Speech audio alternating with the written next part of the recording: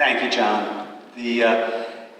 One of the things. Well, first of all, I understand that I am the person in between you and coffee or getting in your classroom, so I will be brief here. But it is one of the things, we do not script what the speakers say. We don't vet it. We just roll the dice. I always am worried about what Scott may say, but it always seems that these things come together, and I have to say that going last in this group is daunting in that the great speakers and Sam, my goodness, our country is in great hands with people like you ready to come.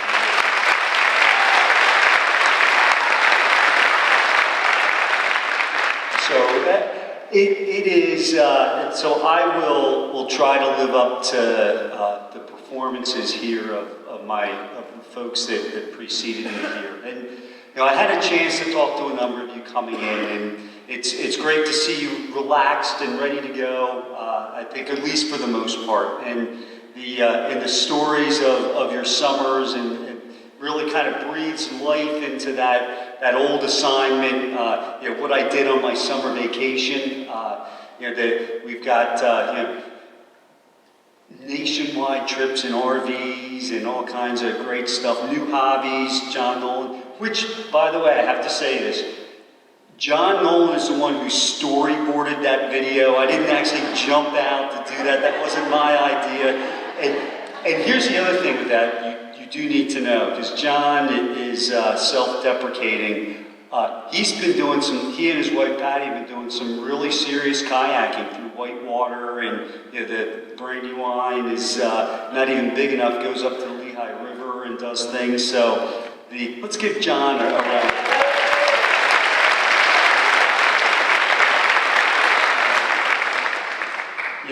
At the end of that video, I don't know if you caught it, I joked that, I've got work for you to do. Well, that is the truth. John is hardest working guy here, probably the smartest as well. But so I appreciate you, John. Kind of my own summer, I had a fun-filled summer, did a couple of concerts, saw The Who, Where's Joe Herman? Who cares? I thought we were buddies, soccer buddies. No? I said I care. You care. Well, in case you were wondering, the number is 26 shows. The first in 1978, the last July 6th in London this summer. So, what does that make me, besides crazy? Who am I? A dedicated Who fan. So, there we are. So, with all that good fun that I had, besides setting pavers and doing a few honey-do lists that, my bride Debbie gives me a list of things to do, which is somewhat done. We're not quite there. A little bit of soccer, a little bit of investigating of my British family history brings me here today, rested and ready for a new year, and thrilled to see all of you, because, and I've said this to you before, quite honestly, the schools are not the same without you in them, and then in a week, with the kids, it gets even better, because that's what we've all signed up for, right? Is to we're in a people business, and so while the summer is nice and you can make your time your own, in terms of scheduling, it's always way better when you're here. So I want to continue that theme. So as you've heard, service above self is the theme for Convocation this year, and Scott is right. It's a bit of a daunting theme in that, I say this is going to be our theme, this is what we're going to work on this summer, but the reality is that we already do this. Each and every one of you in some way, shape, or form is putting service above self. We've got programs that provide tangible support to members of our community that need it. In fact, in a little bit, I'm going to highlight some of the things that are happening here already. During a conversation that I had with one of our new hires, I received a book recommendation. When Humans Unite, Making a World Without Border by Abhijit NASCAR. When Humans Unite, Making a World Without Borders. So I was struck by the title. I was intrigued. And there's a line in the book that really caught it for me. It really made me think. And the line is, the biggest tragedy is to think that the trouble of others is no loss of ours. The biggest tragedy is to think that the trouble of others is no loss of ours. So if we look at that through the lens of our own mission statement, to empower students to succeed in life and contribute to society, what better way is there to contribute to society than to serve others in need? Whether that need is big or small, whether that need is close or far. I challenge you to consider this every day when you come to work as a commitment to looking out and seeing all those who need help and then providing it. In addition to the creative, thoughtful, useful, and generous ways you teach and connect with students every day, I'm asking you to go just a little bit further. And this is, again, along the themes of what Scott was talking about, and Jeff and Sam as well. Let's make our buildings, our offices, our classrooms, our hallways, the focus of service above self. Pay more attention to the student who is especially quiet, especially active. We know those kids, right? Or just a little bit different. Notice your colleagues and coworkers. And if you see tired eyes, slower movements, or something's not just right, offer a kind word, a compliment, and offer to help.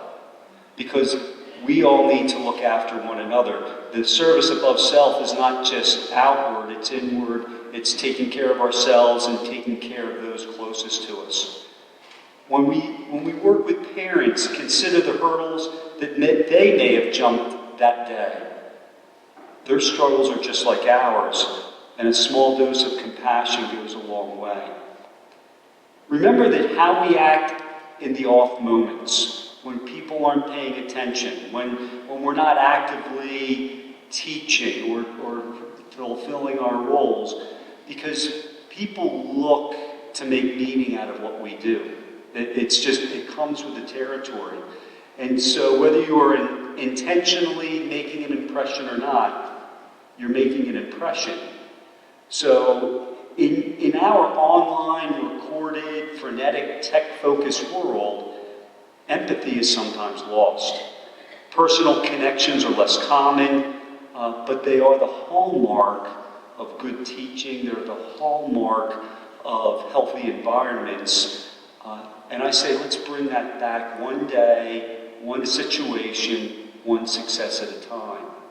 Let's create an environment where thoughtful and caring responses become automatic for everyone and where no one falls through the cracks.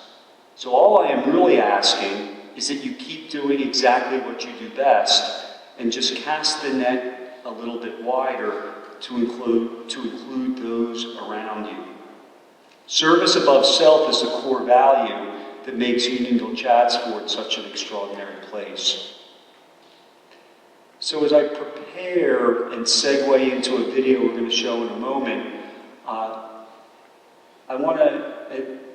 as I prepare to recognize some examples of service above self here in this video, I'm struck by the fact that we've all been speaking from the podium that Martin Luther King spoke from here at Unionville High School in 1967.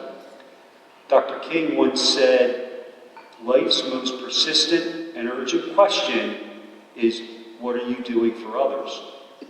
Martin Luther King believed strongly in the power of serving others with humility, that you need not be in possession of an advanced degree or a great deal of wealth to make a difference in the world.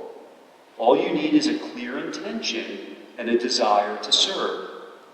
This commitment, serving others humbly, is a value worth honoring and something that each and every one of you possesses.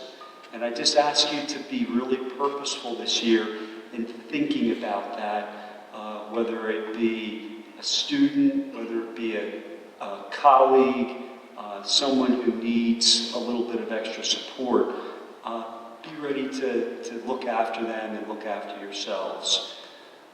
So with that, and I kind of look to the sky here, let us recognize a few examples of service above self right here